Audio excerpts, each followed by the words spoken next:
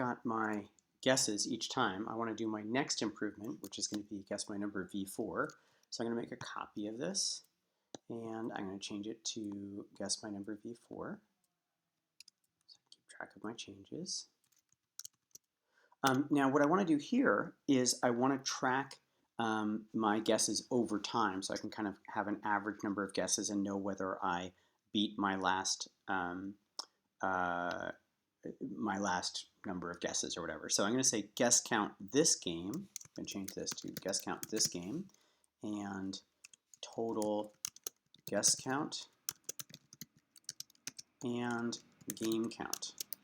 So this is how many times the game has been played. So let's see. Guess my number. So if I go here, I can see that I'm going to play at least once. So game count equals 1. So I'm in my first game. Now I've got my guess count. Let's see, guess count this game. Oh, I shouldn't have a space in here. Guess count this game. So guess count this game equals guess count this game plus 1. So I'm keeping track of my guesses for this game. And let's see, play again equals count. So guess count this game. All right, guesses. You guess the number in blah, blah, blah guesses. And now I can do one more thing. I can say print your average guesses per game is, comma, and let's see, total guesses. I think that's what I called it. Total guess count. Total guess count divided by game count. Okay, now before I do this, the total guess count has to be changed. So total guess count equals total guess count plus guesses this game. Guess count this game is called. Guess count this game. All right, so let's think about what's going on here. What I have is I've got a few variables now. I have the guess count this game, so that's how many guesses I make in an individual game. Then I have the total guesses. This is how many guesses across multiple games, and I have game count.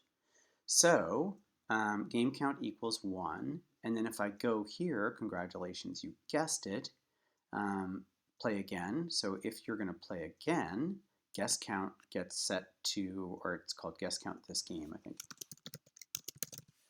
gets reset, and total game count, let's see what's it called, game count, it's actually called game count. So game count equals game count plus 1. So what I'm doing is I'm keeping track of how many games I've played, right? And I'm keeping track of how many guesses I have. So this is my guesses, my total guesses. And guess count this game goes back to 0. Let's see if I got it running, if I made any mistakes. I'm also going to have it, well, no, it's okay. So, all right, I have a number between 0 and 100, so I'm going to say 50, too high, 30, too low, 40, too low, 45. You guessed it. Okay, you guessed the number in 4 guesses. Yep, your average guesses per game is 4. Do you want to play again? Yes, I do. All right, I have another number in mind between 0 and 100.